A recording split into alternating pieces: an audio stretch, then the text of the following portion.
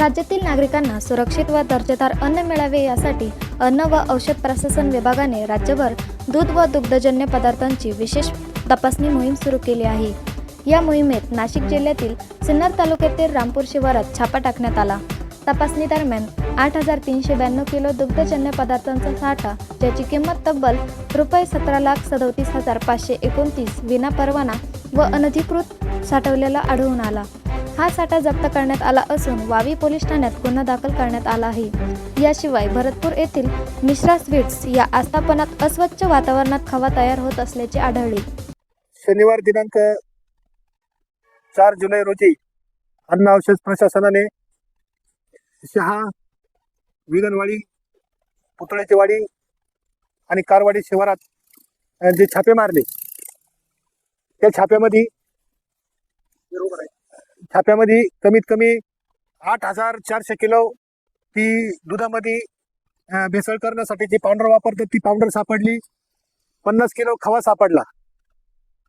सकाळी 8 वाजेपासून तर रात्री 1 वाजेपर्यंत कारवाई चालू होती आणि फक्त एकच व्यक्तीवरती गुन्हा दाखल करण्यात आलेला आहे। ही 8,400 किलो पावडर तालुक्यात, जिल्ह्याच्या बाहेर शेकडो संकलन केंद्रांना इथं पुरवठा होत असतो। अन्न औषध प्रशासनाने आणि पोलीस विभागाने ज्या आरोपीवर आता एकच आरोपी जो पकडला आहे त्याची कसून चौकशी करून तो एक साधा पेदा असून त्याचा मुख्य सूत्रधार हेमंत पवार हा असून या हेमंत पवारवरती अनेक वेळेस ह्या पावडरच्या गुन्हे दाखल झालेले आहेत त्याच्यावरती। त्यामुळे या सर्वांची एकदम अशी कसून चौकशी करून तालुक्यातील, जिल्ह्यातील काय त्याचे जे बी संकलन केंद्रवाले यांच्याकडून जे पावडर घेऊन जायचे, दूध संघावाले जे पावडर घेऊन जायचे, त्या सर्वांना कारवाई करायची। पुन्हा आंबेगावला आता 1 जण पकडला, त्या एका जणानंतर 13 जण आढळून आले। इथं जर यांची जर चौकशी केली हेमंत पवारची आणि या प्रशांत काळेची, तर शेकडो दूध भेसळखोर समोर येणार आहे। त्यामुळे माझी एक विनंती आहे का यांची कसून चौकशी करून का एवढी हजारो किलो, 8,500 किलो पावडर, लाखो लिटर दूध तयार होईल हे हा एक शेतकरी किंवा एक संकलन केंद्रवाला किंवा 2 संकलन केंद्रवाला याचा वापर करू शकत नाही। ते हा शेकडो संकलन केंद्रवाले याचा वापर करीत होते। याच्यामध्ये प्रमुख मुद्दा असा की या सर्व कारवाई आम्ही फूड इन्स्पेक्टर संदीप तोरणे यांना अनेक वेळेस माहिती दिली, पण त्यांनी कारवाईसाठी टाळाटाळ केली। मग त्यानंतर आम्ही ही सर्व गोपनीय माहिती अन्न औषध प्रशासन उपायुक्त मंगेश माने साहेब यांना दिली। मग मंगेश माने साहेबांनी एकदम गुप्त रीतीने संदीप तोरणे यांना कुठल्याही प्रकारची माहिती न होता हा छापा टाकला आणि हा छापा यशस्वी झाला। तर हा छापा यशस्वी झाला, परंतु या छाप्यावरती गुन्हे दाखल करायला संदीप तोरणे यांचीच नियुक्ती केली।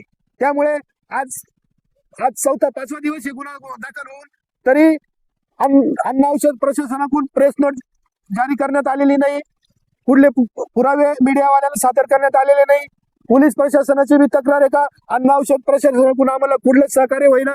त्यामुळे एक आरोपी तो संबंधित या आरोपींची साखळी कशी हाती लागणार यासाठी माननीय मुंडे साहेबांना माझी विनंती आहे का सिन्नर तालुक्यामध्ये इथं 8,400 किलो माल सापडलेला आहे, लाखो लिटर दूध तयार झाला असं साहेब, याच्यामध्ये शेकडो भेसळखोर गुंतलेले आहे। त्यामुळे माझी एक नम्रतेची विनंती आहे, स्वतः आपण या गोष्टीकडे तात्काळ लक्ष द्यावा आणि काही याच्यावर पडदा आणि दबाव टाकण्याचे प्रयत्न चालू आहेत आणि हा एवढा मोठा गुन्हा दडपवण्याचा प्रयत्न केला जात आहे। तरी प्रशासनाने आणि माननीय मुंडे साहेबांनी याच्यावर लवकर जागृत व्हावा, माझी ही कळकळीची विनंती आहे। 49 किलो खवा जप्त करून नष्ट करण्यात आला आणि आस्थापनेची अन्न नोंदणी तात्काळ निलंबित करण्यात आली। तसेच आरोही दूध संकलन केंद्र व इतर ठिकाणी तपासणी करून नमुने घेतले गेले। काही ठिकाणी परवाना व नोंदणी प्रमाणपत्र नसल्याने सुधारणा नोटिसा बजावण्यात आल्या। अन्न व औषध प्रशासन विभागाने स्पष्ट केले आहे की नागरिकांच्या आरोग्याला सर्वोच्च प्राधान्य दिले जाईल। अन्न सुरक्षा नियमांचे उल्लंघन करणाऱ्यांना कोणतीही सवलत दिली जाणार नाही। नागरिकांनीही शंका असल्यास तक्रार नोंदवून सुरक्षित अन्न अभियानात सहभाग नोंदवावा, असे अन्न सुरक्षेचे सहाय्यक आयुक्त मंगेश माने यांनी सांगितले।